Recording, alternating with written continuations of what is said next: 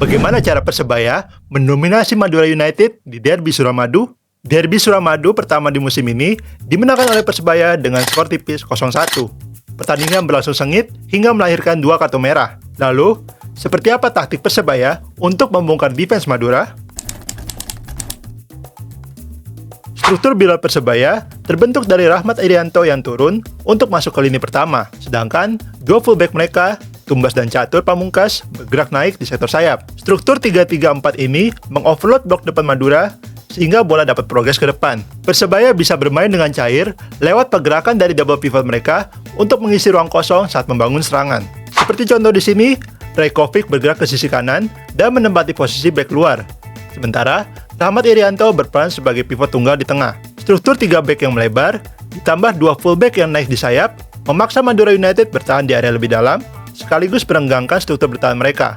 Akibatnya, terdapat ruang yang terbuka di antar lini Madura yang dapat dieksploitasi. Di sini Rajkovic bergerak ke depan dan menempati ruang tersebut untuk jadi opsi progresi dan menjembatani serangan ke depan. Peran Rajkovic dan Tumbas yang dapat naik ke ruang di depan membuat Bruno Moreira dapat turun ke tengah sebagai opsi umpan. Ini mengakibatkan Paulo Sitanggang yang bertahan di sisi kiri teroverload sehingga Tumbas dapat jadi opsi progresi di sayap. Struktur bertahan Madura yang tertarik melebar juga turut membuka jalur umpan vertikal ke pemain di antar lini, sehingga Persebaya dapat melancarkan serangan dari tengah.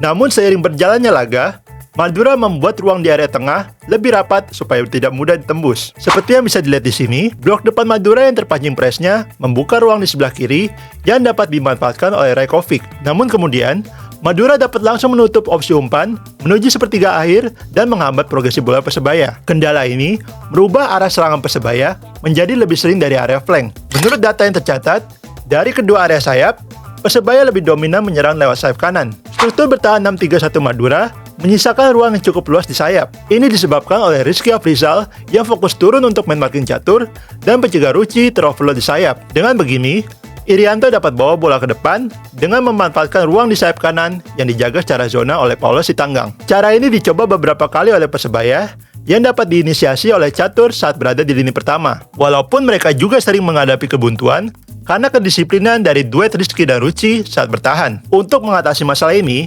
Persebaya punya satu strategi untuk mengurai kerapatan lini belakang Madura, sehingga bola bisa masuk ke dalam kotak penalti. Strategi ini dilakukan dengan cara menarik satu bek Madura keluar dari garis pertahanannya. Seperti contoh di sini, dropnya Rivera menarik Palic keluar dari barisan 5 bek Madura. Hasilnya ruang di belakang di akses kanan jadi terbuka, sehingga dapat jadi jalur umpan lambung untuk Irianto menuju Catur yang bergerak dari sayap ke dalam. Insiden kartu merah Mendonça di babak kedua membuat Palic menggantikan posisinya sebagai bek di belakang. Namun, strategi membuka half space lewat Catur yang menarik Ruchi keluar dari lini belakang mengakibatkan Rivera dapat eksploitasi ruang tersebut untuk menerima umpan.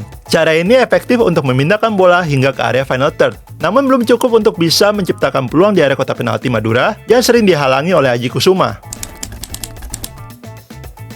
Selain cara tadi, Persebaya punya taktik alternatif untuk menyerang pertahanan Madura, yaitu lewat long ball. Pada laga ini, Persebaya tercatat melakukan umpan panjang sebanyak 48 kali, dengan hanya setengahnya yang sukses. Walaupun kurang enak dipandang karena seringkali tidak efektif, namun di babak kedua Persebaya menemukan formula yang pas untuk mengeksekusi strategi ini. Setelah melepaskan umpan panjang, Persebaya berusaha memenangkan second ball lewat duel atau counter press, sehingga bola dapat direbut dan langsung menyerang balik dengan memanfaatkan garis pertahanan Madura yang tidak teratur. Strategi ini yang membuat Mendonça harus menerima kartu merah. Terjebak di situasi kalah jumlah 1 versus 2, ditambah ada 3 penyerang yang unggul telak di lini depan, memaksanya harus memutus serangan Persebaya dengan melanggar Irianto. Kegigihan Persebaya dalam duel udara dan memenangkan second ball menjadi faktor penting dalam terciptanya gol kemenangan mereka di laga ini. Berawal dari long ball Madura United, Tumbas berhasil menang duel yang membuat bola melambung ke tengah lapangan. Kemudian Malik Rizaldi yang menempati ruang antar lini membuatnya dapat mengambil second ball. Setelah itu, ia langsung menginisiasi serangan balik menuju Bruno Moreira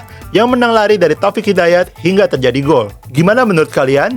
Apalagi yang bisa kita pelajari dari laga ini? Tulis pendapat kalian di kolom komentar di bawah.